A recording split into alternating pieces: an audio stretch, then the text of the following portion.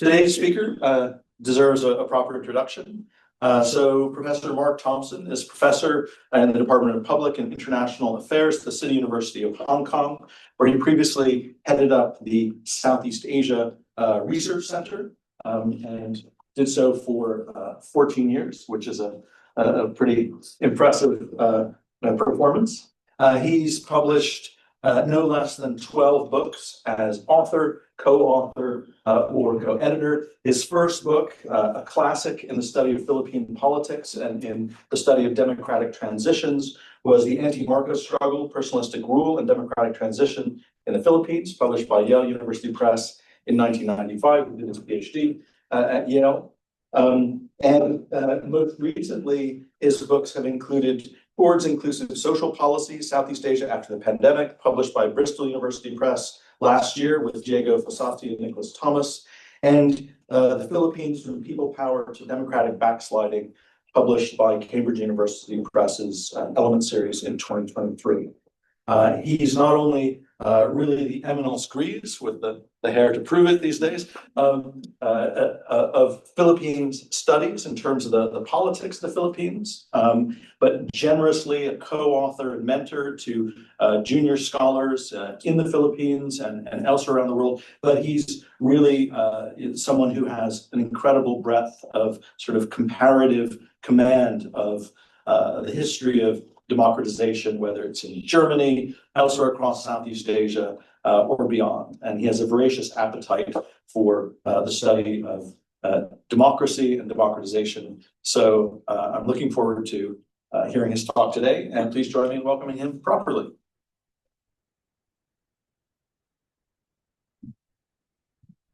Thanks, John, for those very kind remarks. It's a pleasure to be here, also seeing some colleagues whose work I know and now getting to meet in person. Since John mentioned that we've known each other for 40 years, I can't resist by pointing out that John was a mere undergraduate, and I was a already maturing graduate student. When we met at Yale University, I, along with Jeff Winters and Paul Hutchcroft, claimed some credit for the trajectory that it also hit his career all the way took. Whichever way one sees it. I should also say that I'm a repeat offender here, having given a talk at the center 10 years ago, almost exactly 10 years ago, on the then newly elected Philippine President Rodrigo Duterte and his violent war on drugs, which drew quite the crowd at the time, given the controversy surrounding Duterte's presidency. And I'm happy to be a recidivist today, because that talk, although very different than what I'm going to be speaking about here, this broader regional focus and a more methodological emphasis, it's one of the things that inspired me to work on this project. Some of the issues raised by watching a Philippine president who was extrajudicially killing Filipinos by the tens of thousands, it turns out, although exact numbers are still not known, and went down as the most popular Philippine president in the country's polling history. Anyway, so that raised some issues that, as you'll see, I'm trying to grapple with here. And I've, for the opening slide, put up several other characters from this recent period who've been involved in autocratizing across the region.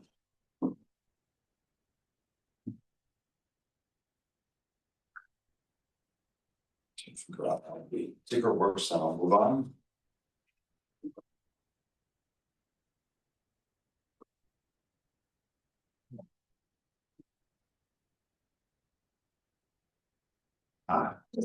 Points at it. Obviously, the years have not diminished my technological sophistication. This is, by the way, a backslider. You know, they do say that power corrupts, but in my case, PowerPoint corrupts absolutely.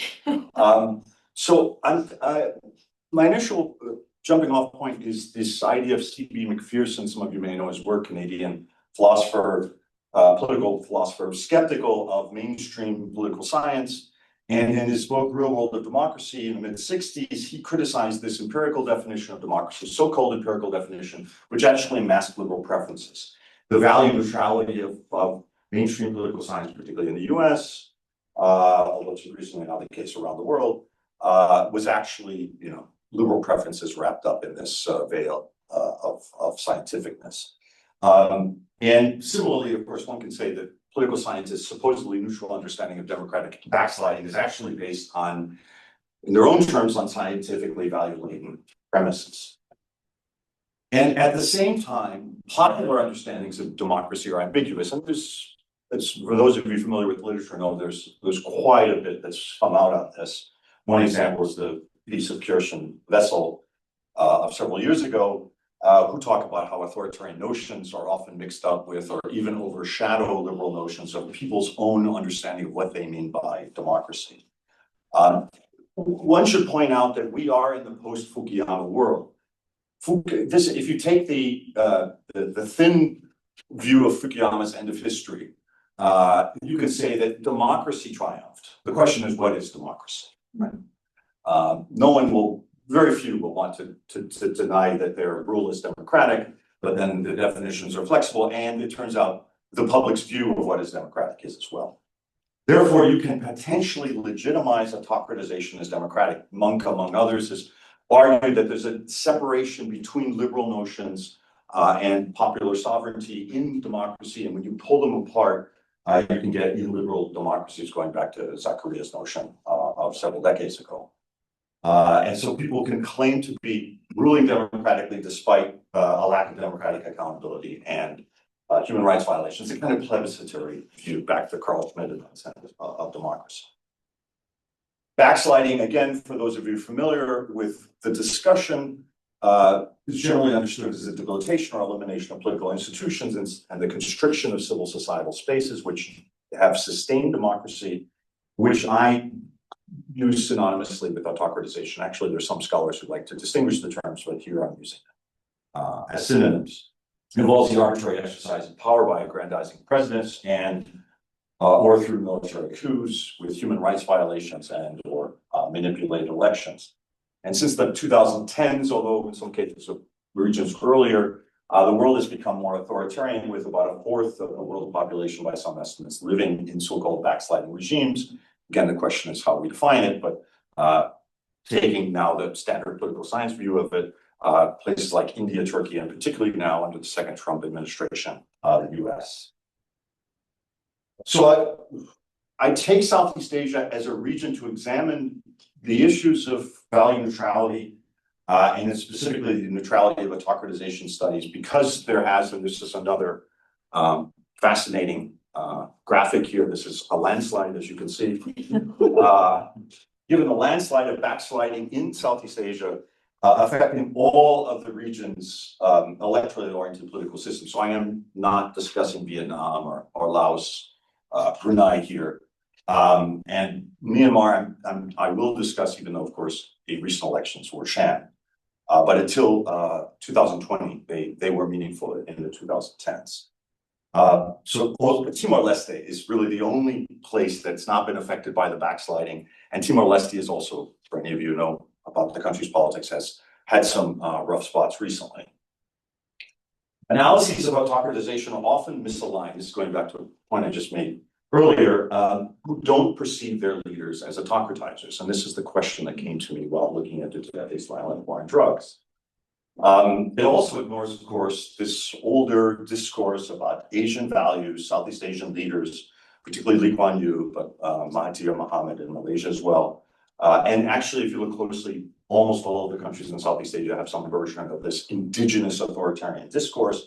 They critique these Western notions of democracy. And this raises empirical and normative, if the two are separable, question, which is, can and should studies of democratic backsliding be value neutral? That's what I'll be looking at today. So I will start, unsurprisingly, I think, with Weber's locus classicus of value neutrality, and then look briefly at three critiques of it: pragmatist, interpretivist, and critical theory perspective. Then I'll turn to Southeast Asia and do a little bit of a roughly chronological survey of some of the value-laden judgments political scientists have made, starting with old-style authoritarianism of Suharto and Marcos, the old Marcos, For example, the Asian values discussion was already mentioned. A question has been raised about how much liberalism actually exists in the region, about value congruence between activists and scholars during what I perhaps somewhat optimistically termed democratic revolutions, academic versus popular opinion in assessing executive aggrandizement and authoritarian nostalgia, which Professor Tianki, who John mentioned, spoke about a couple of years ago here in the same forum. And the recent virtuous, or at least the self-perceived virtuous pushback against backsliding that have been outed, where authoritarian tendencies where it became very clear, not just to the leaders of the opposition, but also to the broader population. And then finally, I'll talk about value transparency and debates about democratic backslide. So this is probably familiar to most of you, but just briefly, Weber's concept of value neutrality comes relatively late in his career in 1913, where he has the concept of Wertfreiheit, which is literally freedom from values, or more elaborately spoke of Werturteilsfreiheit, freedom from value judgments, which separates scientific statements of fact from unscientific value judgments. In fact, Weber went so far as to call value judgments things that should be consigned to the demonic realm of arbitrary emotion. So quite a passionate critique of passion, as it were. Because Weber himself was quite the ethicist, as Kim in a recent piece has pointed out, who made many of value judgment. I'm not accusing Weber of overt hypocrisy, but perhaps some inconsistency here. For example, he spoke of ethics of conviction or responsibility in the very late piece he wrote, Politics of Vocation. And his stance actually shifted during his career, only coming up with this very absolute dichotomy between facts and values at the very end of it. And one interesting analysis by the sociologist Goldner points to two factors that may have influenced Weber's shift in position. One, Guildism. So one has to know that German universities in the late 19th and early 20th century were, to a certain extent, profit-oriented. And strangely, from a modern perspective, you wanted more students, not fewer. It wasn't overcrowding that was your problem. It was too few students in the lecture halls because you got so-called lecture money. Each student who came in was paying you a fee for this lecture. Unfortunately, not practiced here now, but something that Weber was aware of. So Weber, so Goldner implies, it was kind of concerned that his perhaps somewhat dry style, as one can imagine, didn't go over as well with students as a colorful one of his colleagues willing to express opinions very openly. Second, a very understandable point is the fear of politicization. Think of red states in America. An outspoken professor is going to draw attention to her or himself. So too in the late Kaiserreich, the Imperial Germany, one didn't want to be too, unless one was expressing, of course, conservative nationalist notions, too outspoken in a way that would attract unwanted attention by the authorities. So the first critique I want to look at is the pragmatist one, and the famous, although he himself doesn't necessarily want to be known as a pragmatist, he does draw on James and Dewey. This is the book by Hilary Putnam of 2002, which I think really is a defining statement on the field that has found a widespread acceptance among many philosophers, analytical philosophers, with his critique of logical positivism's dangerous legacy, as he calls it, of viewing values as cognitively meaningless. Crucially, he argues, this misses the entanglement, the inevitable intertwining of facts and values. You just can't pull them apart. That's an illusion, he claims. Moreover, we can go further and say facts themselves are inherently value-laden. And this is true even as Kuhn back in the early 60s, but many philosophers of science have talked about since, even in the natural sciences themselves. Iris Murdoch was not a pragmatist, but makes a point that's relevant here. She critiques the view that moral values are merely subjective projections onto a value-neutral factual world. And she talks about thick ethical concepts, such as the word brute. This is an example of used by her friend Philippa Foot. That word cannot be broken down into a purely descriptive factual component and a separate evaluative component. When you call somebody rude, you are describing their behavior, but also interpreting, evaluating, judging. So again, entangled, intertwined. You can't really separate them. A second critique from, I'm using McIntyre, Alistair McIntyre, just passed last year, is a hermeneutic one, or in that tradition anyway, where the study of meaning is inherently value-laden. Now, one should say something about McIntyre. Toward the end of his life, he found himself appropriated, he would say, by a number of right-wing leaning philosophers, Trumpist in orientation, in the US anyway, and therefore sometimes dismissed as a wistful reactionary. He, although quite conservative in his views, would have, it did reject that. Anyway, the influential argued that claims of value neutrality are destructive of moral discourse, and in that he was echoing another famous conservative philosopher, very controversial, Leo Strauss, who claimed that such value-neutral stances led to ethical nihilism. Another related point, somewhat different, and a somewhat different object of attack here, is cultural relativism, which also looks at things in a value-neutral way in terms of self-understandings, the descriptions of a society in terms of its self-understanding individuals in that society. And for McIntyre, that misses the interpretive contestation between the inquirer and those studied, and even the contestation among the observed themselves, right? Don't essentialize cultures, look for the internal conflicts within them. My reference here, by the way, for those familiar with this discussion, goes way back to Peter Winch's 1958 book, The Idea of a Social Science. To say values are confined to a research topic, as a positivist political scientist such as John Gehring would argue, misses how concepts are value-laden and how all researchers make contestable choices in terms of their concepts and choices that need to be justified. And finally, the Frankfurt School critical theory, Jürgen Habermas, just passed earlier this year. And he was involved in the so-called positivism dispute of the early 1970s, which criticized the separation of technical knowledge from subjective values devoid of rationality, supposedly devoid of rationality. Again, this value distinction. And he argued that with communicative rationality, you could generate moral insight and universalizable norms. And I've always thought that this is very similar, although from a different philosophical school, of course, to John Rawls' argument in Theory of Justice, right? Justifying values in a rationalist way. And by the way, Rawls, who some students find challenging, it's a very dry text. I find actually the idea is very straightforward, but there is now an Edinburgh Fringe musical that's come out about the theory of justice. I watched a bit of it on YouTube, but I'm still behind the veil of ignorance in terms of how good it is. But John Rawls did work. Okay. Both Habermas and Rawls are left Kantians, you could say, aiming to justify liberal values rationally. Other critical theorists go even further, arguing with the concept of praxis. Theory's purpose is not merely to understand society, to change it, back to Marx himself, of course, with critical pedagogy, with scholar activism, knowing that knowledge is inseparable from power dynamics. And finally, I want to point to an interesting example of feminist theory that is, I think, appropriately put in this critical theory perspective. And Elizabeth Anderson has written very eloquently, in my view, about this fact value issue.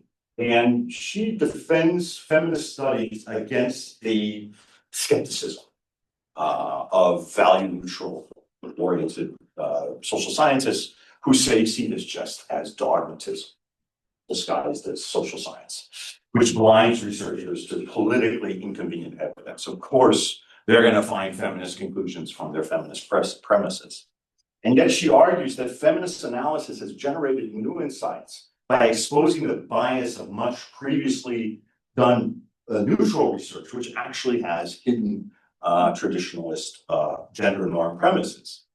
And so by substituting openly feminist values to the research agenda, coupled crucially, of course, with a willingness to accept unwelcome findings, she argues that you can see the bidirectionality of facts and values that promote debates about values underpinning respective research agendas. So I'm foreshadowing my discussion about the importance of transparency. Okay, so finally the turn to Southeast Asia. So as I said, looking at things roughly in terms of chronology here, I want to mention something first about the old style authoritarian regimes. Think about the critical literature on Suharto. As you, I'm sure all know, Benedict Anderson was even banned from Indonesia, visiting the country for his controversial research. Also, there were very critical studies by scholars such as Richard Robeson and Ariel Prianto, among others. In terms of the Marcos dictatorship, David Rosenberg and other scholars came out with a book, 1979, on the brutality of martial law. Waldo Bellio and his collaborators criticized the neoliberal and cronyist developmental debacle, as they call it, of the regime. And in terms of the electoral authoritarianism of Malaysia and Singapore, it's been skewered by scholars such as Gomez and Jomo, by Mahathir's authoritarian cronyism, or the calibrated coercion of the People's Action Party in Singapore by George, now, by the way, working at Baptist University in Hong Kong. A number of prominent Singapore sort of dissident scholars now in Hong Kong, interestingly. And other critiques of Singapore's soft authoritarianism by scholars such as Barr, Bourdain, and Slade. I mentioned the Asian values debate. Please indulge me. I think I'm one of the very few scholars who still talks about this Asian values debate. So the reason this interests me, and the background is, you'll recall, post-Cold War, you know, it seems like democracy, liberal democracy is on the march. Singaporean, Malaysian leaders, among others, disconcerted by this. And they launched this critique that, interestingly, because of their economic success, generates global interest. And interestingly, MAGA in the US has recently developed a similar critique of Western liberalism. It's, of course, criticizes most academic and policy discussions as distorted for assuming Western values are applicable to Asia, instead of claiming non-liberal values are indigenous to Southeast Asia. And I've always argued these traditionalist, culturalist critiques disguise an authoritarian perspective. So actually, it's not the West versus the East, it's authoritarian values versus liberal ones. Claudio has criticized relativist scholars, as he calls them, from the global North, who doubt the applicability of their own liberal premises, the ones they would use in their own society, when they study places such as Southeast Asia, and show thereby unreflective sympathy for illiberal culturalist problematization of human rights.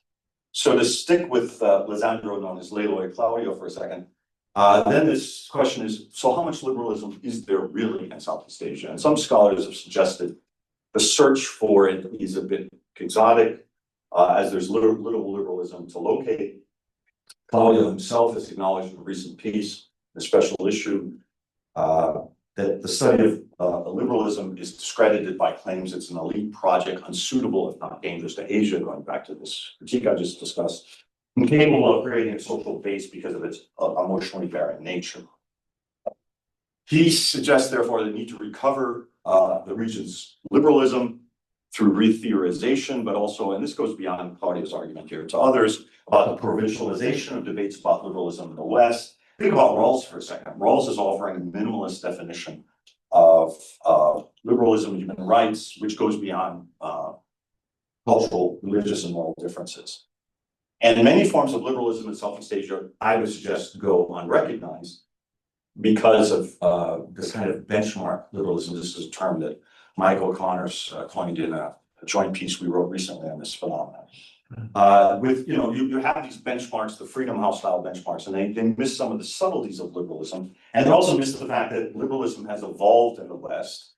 And what we today think of liberalism is very different from what it was just in the recent past, not to mention the 19th century. Think of the work of Michael Friedan and the morphology of liberalism, the Oxford philosopher, how liberalism evolves. And therefore, if liberalism itself within the West has changed so much, it's not surprising that it may take different forms in Southeast Asia. I refer to these as vernacularized forms. Hefner's used the term, for example, civic Islam in Indonesia. Their terms in the Buddhist tradition used, for example, in discussing Myanmar. Another point is this normative congruence during these popular uprisings against dictatorship. And one reason I wrote this book about so-called democratic revolutions is because the discussions of the worldwide wave, the Huntington wave of democracy of the early 1990s, but Southeast Asia tended to get a bit neglected. And actually, if you take that third wave perspective, Thailand actually had the first third wave of democratization in 1973. And again, of course, they had mass protests in 1992. Philippine people power was much better known, first televised revolution that became modular, influencing the region. Reformasi in Indonesia and Malaysia, major popular protests in the 1990s. And during this period, you saw a normative congruence between scholars, with their liberal premises, interested in these transitions, supportive of the activists, of course, then growing disillusioned by what happened, particularly think of human rights violations in the Philippines, with the Rohingyas persecution in Myanmar. And yet, again, these liberal notions were seldom acknowledged or explicitly discussed in Southeast Asian transition, transitology. But of course, it was clear to these authoritarian critics who rejected, as they claimed, Western democracy. Let me talk briefly about Indonesia and some recent analysis by Diego Fossetti, one of my former CityU colleagues, now at Hong Kong University, who's done a lot of survey research. He argues that liberal pluralism has not been associated with higher awareness of or opposition to democratic backsliding. And the government of Joko Widodo, known as Jokowi, although perceived as pluralist by many Indonesians, eroded democracy by harshly repressing an Islamist opposition after these so-called anti-Ahok protests in late 2016. And Prabowo Subianto, the current Indonesian president, has backslid the country further since then. Using national survey data, Fossetti has shown how it's actually the Islamists, those who tell the participants who say in these surveys that they are Islamist in orientation. They are much more likely than the so-called pluralists, depends of course how you categorize these people, to believe that democracy, the situation, the state of democracy, better said, has worsened in Indonesia. And thus, as Fossetti says it, resistance to democratic erosion is concentrated in the most ideologically illiberal citizens. So quite paradoxical finding there. The Philippine case, which of course I know better, under Duterte, the country was widely perceived as democratic. Satisfaction with democracy was greatest under Rodrigo Duterte, although he was the least liberal of Philippine presidents since the fall of the former Marcos, the Marcos Sr. in 1986. And at the time, the Philippines had the lowest liberal democracy score, according to BDEM data.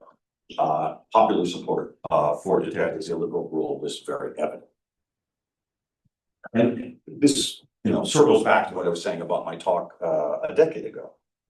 Duterte was able to frame human rights advocates as coddling criminals while he protected law-abiding Filipinos. So he inverted conventional rights understandings. I'm actually defending, everyday Filipinos' rights against crime and killing the bad guys, even though, of course, that violates due process. And as we know, none of these people killed extrajudicially ever had a chance of trial and to prove their innocence. The World Value Survey in 2019 reported 90% of Filipinos believe that human rights were fairly or greatly respected during the Duterte administration. So a finding completely different to the insights of many scholars and, of course, human rights activists in the Philippines and outside of it. To quote Claudia again, to put things in blunt and moralistic terms, my president is slaughtering my countrymen by the thousands, justifying the murders by dismissing liberalism and human rights as Western. So circling back again now to the Asian values discussion. Authoritarian nostalgia. Surveys have long shown many Indonesians recall the New Order era fondly, with positive impressions of Suharto, a strong tendency to forget the 32 years, the third of a century long military authoritarian rule under him, and misremembering the economy, despite the financial crisis, as better than the current situation. In the case of the Philippines, some scholars have spoken of false nostalgia, given the kleptocratic and economic failures of the Marcos Sr. regime. This idea of the golden ages, July Tianqi spoke about it in his talk here, propagated through disinformation, romanticized recollections. But must be seen in a broader perspective in terms of popular disillusionment with people power. And more recently, you now even see nostalgia for dictates, very unsurprisingly, a violent populist rule. And this again is symptomatic of this disconnect between many scholars and the majority of Filipinos. Let me now turn to the most recent events, which one could roughly describe as the outing of autocratization in Malaysia, Myanmar, and Thailand. So coups or stolen and manipulated elections often serve as triggering events, which reveal autocratization. I've written about stolen elections as a revolutionary trigger, and coups can have the same function. So the ambiguity around democracy may make people unsure about whether democracy is still in place or not under an executive aggrandizing president or a military regime. But when certain events occur, that becomes clear to most of the population. So resilient opposition parties and movements have contested elections despite electoral manipulation in tandem with mass protests, sometimes called social movement partyism, despite repression. In fact, often because of repression helps mobilize opposition, activating civil society, aided by social media in particular. So social media can have a mobilizing role for opposition to call out anti-democratic behavior and the human rights violations of autocratizers. And this is where I get this idea of virtuous pushback.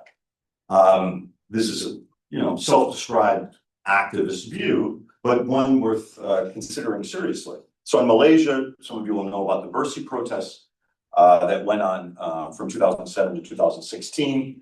And they aimed to reform elections and enact good governance, and actually had quite radical aims because they wanted to change Malaysia's ethnically skewed electoral system, the gerrymandered system, in favor of ethnic Malays, challenging electoral authoritarianism, tackling corruption, and I think provided an important basis for Pakistan surprise victory in 2018.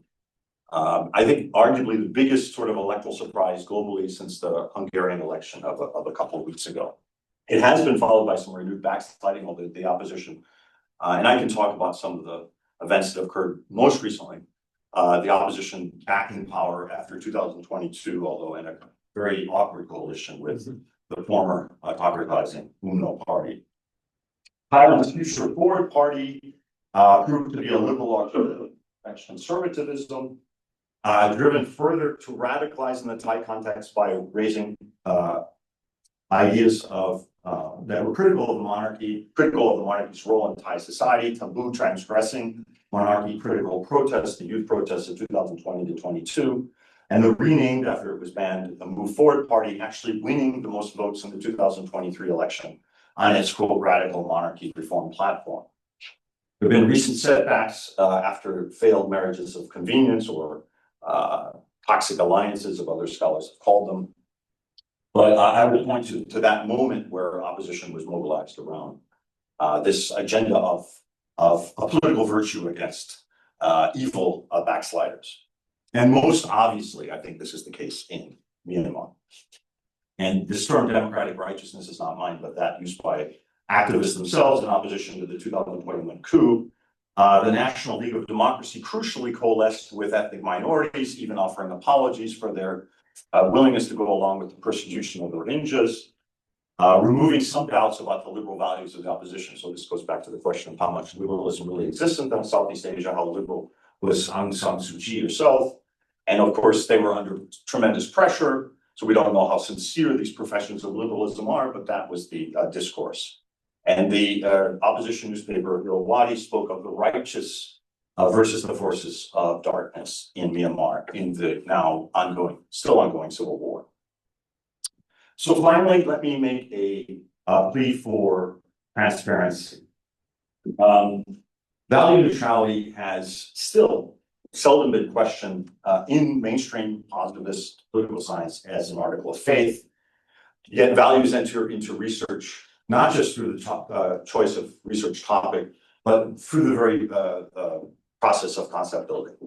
And neutrality, furthermore, of course, obscures biases. So that's the importance of transparency and normative commitments. Partisanship, quote unquote, can lead to new perspectives, assuming unwelcome findings are still accepted, and value choices can be critically defended. Critical scholarship, and so I see evidence of this in Southeast Asian studies of the region's politics. Critical scholarship did exist in old-style authoritarian rulers, which contrasted very much with the regional ruling elites' Asian values discourse. And the claim of indigenous authoritarianism in the region ignores these vernacularized forms of liberalism that are present. The normative congruence between scholars and activists during democratic revolutions is to be noted, as is, of course, the authoritarian nostalgia and popular support for executive aggrandizing presidents, I should say, the dictator in the Philippines, Jokowi in Indonesia, as well as Prabowo today. Most recently, this virtuous pushback against blatant backsliding in Malaysia, Myanmar, and Thailand reveals that liberal democratic impulses are still, in fact, evident in the region. And I will leave it at that. Thanks for your interest, and I look forward to the discussion.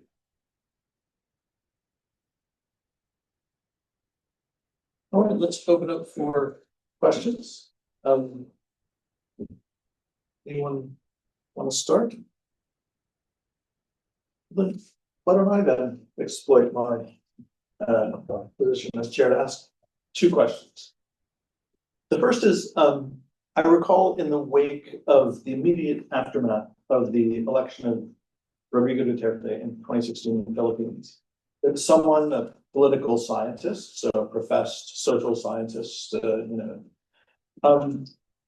was speaking in a kind of roundtable discussion about this in terms that ring a very strong bell and resonate strongly with what you said, in terms of this bewailing of the Filipino voters, basically decision to vote for Rodrigo Duterte.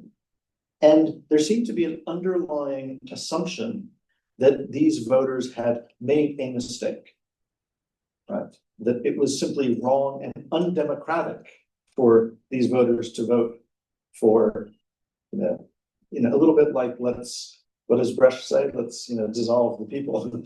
And I wonder whether there's an element of moral relativism on the part of the voters that needs to be considered here in interpretivist terms, namely that the hypocrisy of those who claim to be liberal, who claim to be, clean or moral politicians, more professional, more unbiased, more genuinely public spirited, but who in objective terms aren't, and who in subjective or intersubjective terms among voters are understood to be hypocrites, is part of an explanation for the appeal of the kinds of politicians who sort of openly ridicule and attack some of the liberal norms as well as democratic institutions in the region. So I wonder what you think of that. And the second thing is this: you only really cited Jürgen Habermas as someone whose critique of liberalism, of a kind of underlying liberal bias in avowed professions of neutrality in the study of politics, really comes from the left. And yet Habermas wasn't, it turns out, that critical a critical theorist. And there's a huge body of critique and attack of Habermas on the left for how underneath it all he was more liberal than left. And so I wonder if there's another kind of perspective here that's worth considering. And that is, if you go back to those moments like the people power revolution in the Philippines, the overthrow of Suharto, or the earlier protests in Thailand in 1973 that led to the overthrow of the military dictatorship, and the first experiment with democracy in the country, those sorts of moments, those all unfolded without the existence of public opinion. Right? As Bourdieu tells us, public opinion doesn't exist. You need to invent it. There weren't polls, there weren't public opinion surveys. And the problem today is in the 21st century, there's polling almost every day. And so we know what the people want.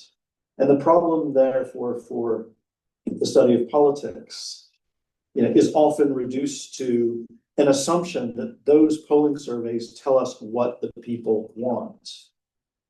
But there's something underlying all that might be problematic, a set of assumptions that individual people hold opinions, that what they believe is what they really believe, or that their opinions, their liberalism or illiberalism, their attachment to democracy or their lack of attachment to democracy is somehow theirs, as opposed to that it's produced under certain conditions which there are left critiques of the inherently problematic relationship between democracy and capitalism, that various elements of the literature sort of critique in terms of party cartels or oligarchy, and usually in the material realm.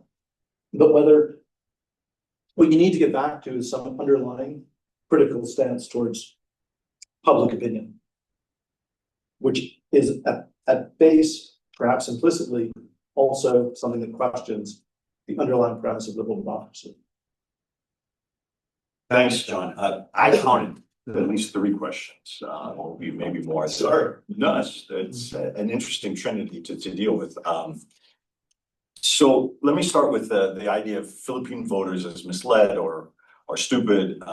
There is the word for it, bobo tante. Mm-hmm. For those of you who know Tagalog, bobo is stupid, a voter, tante, so a stupid voter, right? And you see the discourse in the US around Trump voters.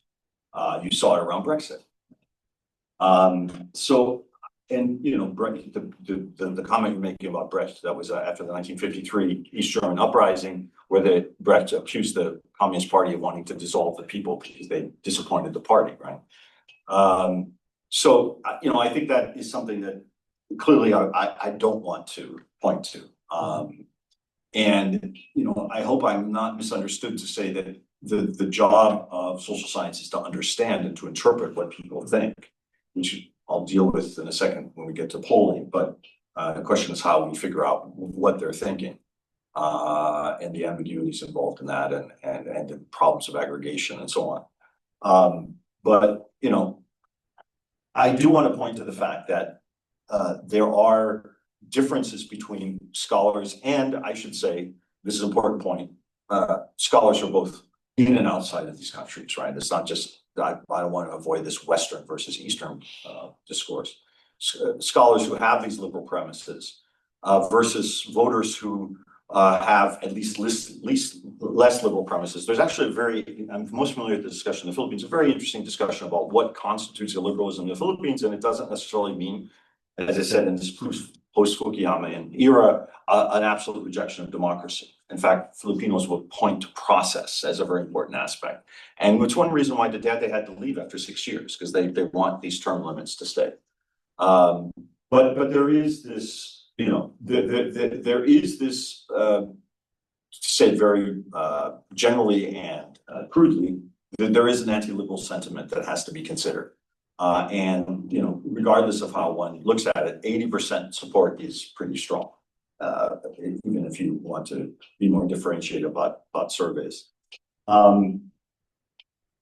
So I would also agree, and this is I think the points that can be combined here. So this idea of voters reacting to their disillusionment with, in the case of the Philippines, the people power, the so-called yellow narrative, dissolution in Indonesia with Reformasi, and looking to strongmen to provide solutions to that, right? And authoritarian nostalgia, I think, fits into that. I think that is also very much, and from my work, I spend a lot of time talking about the failure of reformism, the problems of this good governance discourse in the case of the Philippines under Noynoy Aquino, who immediately precedes Duterte, right? And Rojas, who's the Aquino-appointed candidate, appears weak and inept when Duterte is criticizing him and people are disillusioned with their lifestyle, right?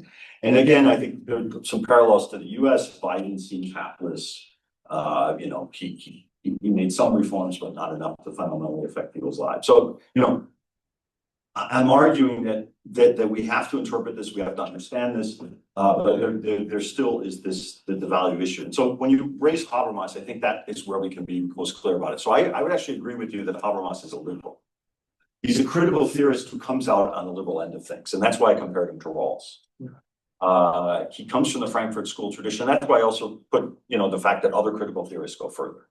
And I think one of the points that I didn't make, but I think comes out of your question that could be emphasized, is if you are more transparent about values, it can encourage debate. Because, is the real issue, the unattractiveness of liberal premises, or is the real issue structural inequality? Or are the two somehow related? And, a left critique would emphasize more the economic injustice, the liberal nature of political systems are somewhat secondary to people in a context of extreme structural inequality and so on. So I think if one is more open about these, the values underlying this, and generally left theorists are, liberal theorists less so. Liberal theorists tend to wrap themselves up in this value neutral. So maybe this is a critique of sort of liberal political science, that liberal political scientists don't want to kind of admit their liberal premises, whereas left theorists are more willing to do so. And so finally in the polling, it's an interesting question. Polling goes back to the 1930s in the US. Gallup has stopped doing polling about the presidential race because they're afraid of angering Trump. Philippine polling, Indonesian polling are very interesting. They accompany the democratization. I think to understand democratization in both countries, you have to understand the development of polling and how that is used in the public discourse. I would agree with that. And I think the problem of polling is the aggregation. People will, vote for a candidate or support a candidate for very, very different reasons. And that's why interpretive work, for example, in the case of the Philippines, some of the most insightful work about Duterte's popularity has been done by anthropologists. If you think about the work of Wataru Kusaka on moral politics, who lived in a squatter area and talked to people about Duterte, among other things. You think about the work of Jensen and Hapal, their study of the drug war and how even the poor were most targeted in the drug war, supportive of it. That's how you get the real insights about these things. And opinion polling gives kind of a rough measure that, yes, this is a very popular president.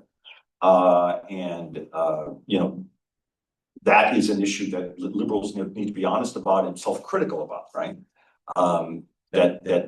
What is wrong with the liberal perspective in the Philippines that it's proved so unattractive at this point? But I think that the point is that if one becomes more aware of the value judgments involved, I think that is illuminating and encourages political debate. More questions? Neil? Yeah, sure. Just thanks very much. I really enjoyed the presentation. You mentioned a little bit about Aung San Suu Kyi and how maybe it's been a disappointment for liberals. And if I think about the Cambodia example, which is obviously my specialism, like Sam Rainsy has espoused very anti-liberal opinions despite being a self-professed liberal. And I just wondered where kind of the pockets of liberalism then are in Southeast Asia, at least in terms of elite politics, and how you talk about how popular or not popular that's been. I just wondered, do you have any reflections on that? Yeah, I think it's really an important and tricky question. I think, just to give a brief story, he was, and I believe may still live in London. I've been in contact for some time. Bob Taylor, who's worked on the Burmese Myanmar state, was long very critical of Aung San Suu Kyi. And, during the phase when there was that great enthusiasm, Nobel Prize winning phase, right? Peace Prize winning phase, people looked at Bob like, how dare you? And then later I saw him at a Asian Studies conference surrounded by a lot of Myanmar scholars saying, how come you understood what we didn't get? And she was encouraging, even defending in The Hague, the persecution of the Rohingya, right? So there's been some interesting studies done of that. There's also been some analysis of the politics where she's trying to play up to the military and this kind of thing. One thing that my co-author in this special issue about liberalism in Southeast Asia, Michael Connors, argues is that we can't hold liberalism in Southeast Asia to an artificially high standard. Liberals have been extremely hypocritical. Look at just, British history. Look at American history. Look at slaves and all the things that the great liberals, all their flaws. And you know, this is not to say it's okay for Aung San Suu Kyi to have done what she is, but it's also to say that liberalism has always been a flawed project, whether it be history of Western liberalism or in Asia, and that the liberal impulses still may be there and can be overlooked if scholars completely dismiss somebody like Aung San Suu Kyi as just a fake liberal and authoritarian thinker or Sam Ramsey. And it's interesting, of course, what happens in Myanmar after the coup, right? And so the scholars writing about this, and again, I mentioned in passing, it's unclear how sincere the NLD's repentance was. It was, you know, the right thing to say politically when the regime has just launched a coup that, well, I'm sorry, we didn't mean to marginalize, encourage the genocide against the Rohingya. We want a coalition with minority groups, and it's also unclear how the minority groups themselves found these apologies. But it is interesting that, you know, under such circumstances, liberal impulses reasserted themselves. And I think we can see that throughout the history of liberalism. You know, there's certain moments where, you know, you get a clear kind of a liberal perspective that comes out. So, you know, I think we have to live with the ambiguities of figures like that and not idealize them, romanticize them, but also not completely dismiss them as illiberal thinkers. Otherwise, we lose the nuance between them and the very clearly illiberal regimes that they are fighting.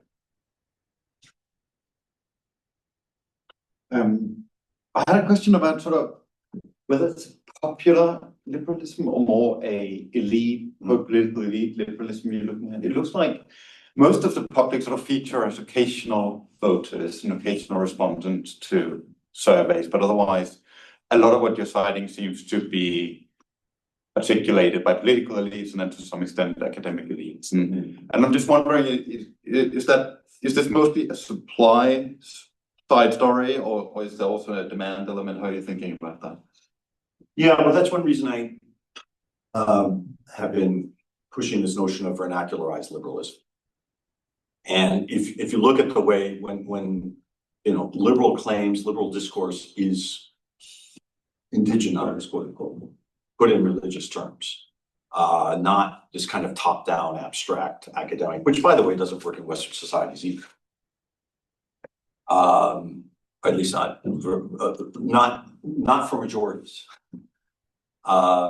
You know, that's one way to get at the demand side, and again, that's also one reason why, you know, why on the one hand you have the Asian values discourse. How dare you try to impose your Western values? And you know, they would of course sign on for everything you said. Yes, this is elitist. This is, and as Claudio himself admits, you know, this is seen as an emotionally barren project. Look at our national cultures and so on. So that's one, you know, perspective.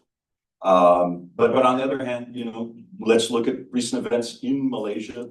I think to understand the events of 2018, this stunning election, surprise election. Look at the spontaneous, huge protests in Myanmar after the coup, and then the sometimes weaponless opposition in the civil war setting, right? Now, whether this can be completely interpreted in a liberal perspective or not, I think is an interesting question. But I think there's certain impulses there. So those impulses come and go, and this goes back to what I was discussing with John. Is you know, there are moments where you seem to have liberal impulses from below, but then there's this inevitable disillusionment, and that's largely elite's fault, but also global capitalism's fault. Supply chain issues, global value chains, and how global South is disadvantaged, and the effort to industrialize and so on is become increasingly difficult and raise living standards and so on, as well as the massive inequalities within Southeast Asian societies. So those are all factors. But I do see these impulses there. I think to ignore the fact that they emerge occasionally, they're not consistently there, and they fade over time, as they have in the Philippines and Indonesia after people power and reformasi respectively. But they can resurface, and it's to be noted that happens. So I think we have 3 questions in the room, and then we have 2 online. So if we could get the 3 questions first, we'll bundle them up, and then we'll go on to the 2. If we start over here. Yeah, so thank you so much for your presentation. I think you briefly touched on the theme, which is the tensions between liberalism and democracy. But I think also, like, as a student studying political science, something that stands out about like academic ideas of democracy is how they can be quite thin. So they focus on institutions like elections, the rule of law, but ultimately democracy is something that is much thicker, and democracy is what people believe it to be. So how would you apply this to the Southeast Asian context, whereby, I mean, on one hand you have voters voting into office politicians who eventually backslide, but on the other hand you also have popular mobilization, and I'm thinking about the yellow shirts in Thailand. You have popular mobilization for illiberal, like authoritarian leaning institutions to come and actively intervene in politics. How do you deal with that? Thank you. Thanks for the presentation. I was actually thinking more in the lines of related to the authoritarian nostalgia you mentioned about, as well as the question related how some parts of it, one part is about the so-called Asian values. Of course, back in the 1950s, we had literature talk about how Catholicism is incompatible with democracy. There were these 60s even, yeah. 50s and 60s things from like Shema Martin Lipset era kind of stuff. And then so that's one of the questions, how does that long tradition really have unfold? Second, about the nostalgia. I think I was reading recently another paper on the nostalgia in Poland, and then realizing there was a talk about when they were nostalgic about, and they were surprised that the Polish who were nostalgic about communist era were not nostalgic about the more open 1970s, but about the very hard, very like iron fist 1980s. They were more nostalgic of the 80s than the 70s. The most nostalgic, the most repressive. Essentially, you have people, the question becomes, there's a whole discussion on people being nostalgic of their experiences of having survived, having triumphed, or having something about that era. Could that be a question that ended up continuing to plague Southeast Asia because they were just nostalgic of an era they felt like they have lived through and they have transcended through that? And then last in the room. Yeah, thank you. That was a really fascinating talk, and this goes back to the first question that was just asked. So I'm interested in the relationship between I mean, you didn't separate the talk like this, but what we could gather to be 2 different parts or claims within the talk. The first is about scholarship, like the bias of scholarship. And I mean, in terms of the way it was just described, you know, the way that we define democracy in certain ways. I was interested or thinking about all the different proxies that people use to try to determine the quality of democracy or autocracy in a particular context. And then the second claim is this claim that you just described about the presence of liberalism on the ground. And I was thinking that I was expecting the talk to, I wasn't expecting, when you got to the virtuous pushback, I was interested in how that was being used in terms of the structure of the talk, because I presumed that you would go through some of the recent studies or works on democracy or autocratization in Southeast Asia and work through the precise biases that you described at the beginning of the talk. So just to pick a brief kind of example, if we were to look at civil society and think about and posit both the presence of liberal and illiberal civil society, this is exactly what you just mentioned in terms of the yellow shirts. If we make that move, the idea is to try to produce a bias-free understanding of civil society by recognizing that participation, associationalism, mobilization can take place in the same ways across groups with different political ideologies. But is it the separation, the distinction between liberal and illiberal that is where the bias enters, or is it the move that in which we presume that we can actually get to a bias-free conceptualization of civil society where the bias lies. So I just wanted to, hopefully that makes sense. Yeah, just to get a sense of if, in terms of the critical point of the talk,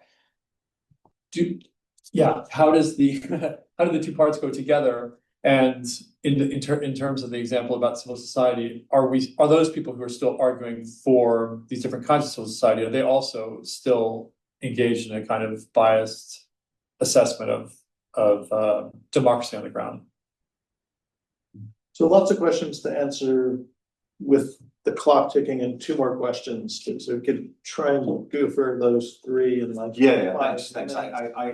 I'll try to actually bundle them a bit. Yeah. So to the first question, yes, I agree. Political scientists have a rather thin notion of democracy, and I think one of the sources of the ambiguity among everyday views of democracy are that they are more diffuse, more widespread. How's my life doing? Shouldn't things be better? Things that political scientists would not necessarily consider relevant to the democracy discussion. And I think that is something that political scientists need to say more about, right? And I think increasingly you now have political scientists recognizing that is the political science view, but that's not necessarily the popular view. And that's, I think, one thing, as I said, plea for transparency, just to recognize the so-called popular understanding of democracy may well differ from this more narrow institutional view. And I'll go back to the yellow shirts in a second. Authoritarian nostalgia is fascinating. I have a student from Central Asia, and I realized he wasn't an authoritarian nostalgic, he was a totalitarian nostalgic. He misses Stalin. With great passion told me about the Stalinist era, and that's, you're saying something similar about Poland. It's a fascinating romanticization of the past, and there's lots of studies of why it is, and this was a simpler age, less complex, a leader who told you what to do, you were organized into particular groups, and even the personalistic rule of Marcos had these youth groups, and there were certain foods, the Nutribun, which became very popular among the poor because they were nutritious and handed out for free and so on. So, I mean, that is a very important part of popular memory and recognition, and something that can be mobilized, particularly through social media, against seemingly dysfunctional, chaotic, disunified democratic system, right? It's a powerful weapon that authoritarian elites can use. So, in terms of the two different points, I agree that seems like it is two separate points. I think the point is about my critique of scholars and their biases, as well as the liberalism on the ground. I think the reason I made the second point is because if I were arguing scholars think this way, and this goes back to this earlier discussion, is there any demand for liberalism? And people think this way, and also to your point about thin and thick liberalism.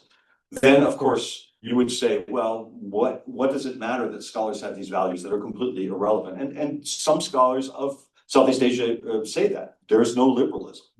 Don't fool yourself. And I'm arguing against that. I'm not saying liberalism is consistent. It's not consistent in the US, it's not consistent in Britain, and it's certainly not consistent in Western history, right? So let's not have these artificially high romanticized standards of what liberalism is. But it exists at certain moments, in certain contexts, and it can be quite mobilized, right? At the same time, there are these strongly illiberal elements that, like the yellow shirts, can get mobilized. In the case of the Philippines, are called a DDS, diehard Duterte supporters.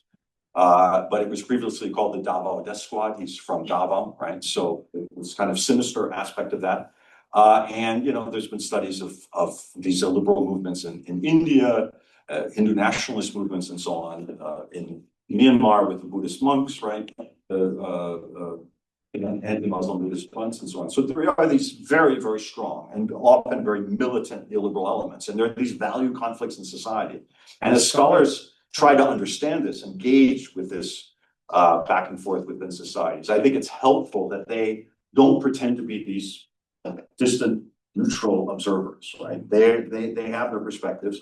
And I think it's also in that sense useful to, not just emphasize your outsider status, but to be in dialogue with activists and scholars who are engaged in politics or in the country and so on. So that, to just avoid this sense of being, this irrelevant, floating above everything, eye of God kind of view that I think is misleading, biased, and unhelpful for debate. So why don't I read the 3 questions that we have, and see how that goes? Giving you a chance to think about them. The first is from Eric White, independent scholar in Ann Arbor, Michigan, who asks, as recent political developments in Thailand reveal, the discourse and legal instrumentalization of virtue can serve to both push back against democratic backsliding as well as reinforce autocratic backsliding. Given the ambiguous, if not adversarial relationship or the ethics of virtue, the liberal and democratic projects, how do you understand the relationship between virtue and liberalism in Southeast Asia from the Asian values debate to the present? Big question. And then we have a question from Seiji, a PhD candidate at Cambridge. I wonder if post-colonial scholarship might be useful to give a different lens to the discussion. Most, if not all, of the critiques of the Weberian paradigm put forward are from within a field of Cold War era Western liberal leaning thought. Habermas himself by the 2000s had basically aligned himself with the Rawls. See their debate in the Journal of Political Philosophy.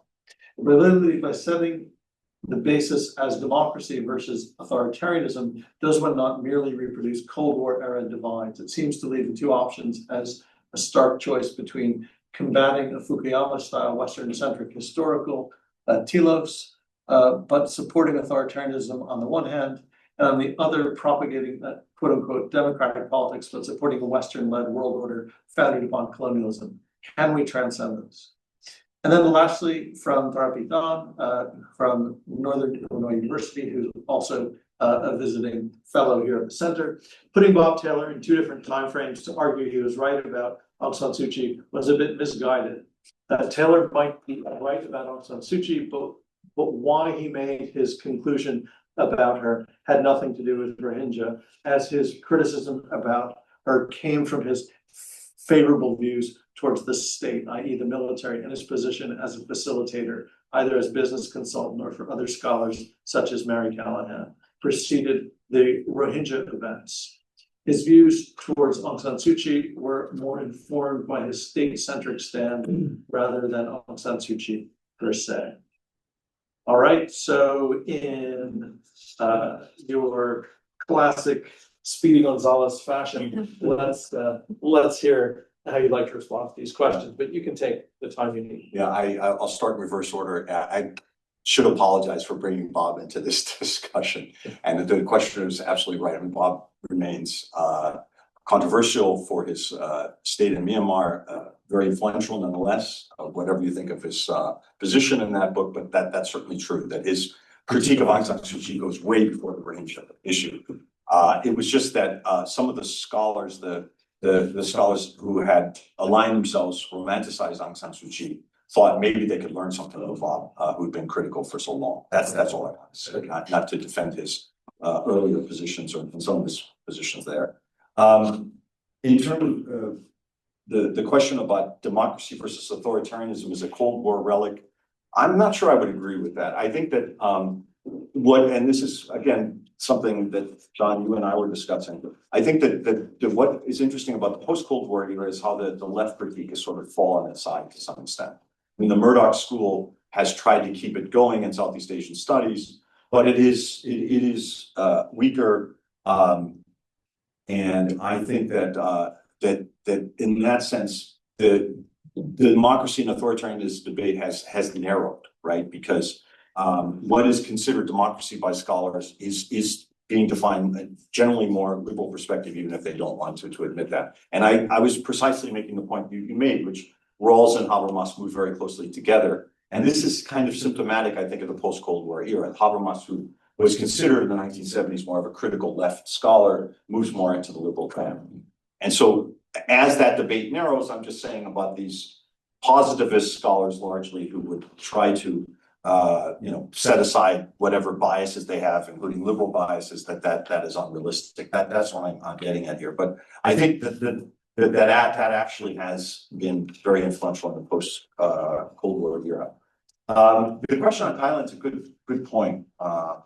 That you know, the virtue is claimed by every side, and so again, I don't mean to claim that it's only the liberals who claim to be virtuous. And I mentioned the book about moral politics about the Philippines. This is people who, you know, supporting Duterte, seeing this as the moral perspective. So they're the competing moralities here, and I think maybe that's the point I'm trying to get at. Let's be open and clear about the fact that there are competing moral perspectives here. That, you know, that the popular view at a certain time, however one measures that and how differentiated it may be, may differ very much with that of activists, intellectuals, and outside observers, right? And that there are these competing values and moral universes involved. Great, well, many thanks for super interesting talk and for engaging some tough questions so eloquently and effectively, and you've left us with a lot to think about. So many thanks, and many thanks to all of you for joining us. Thank you.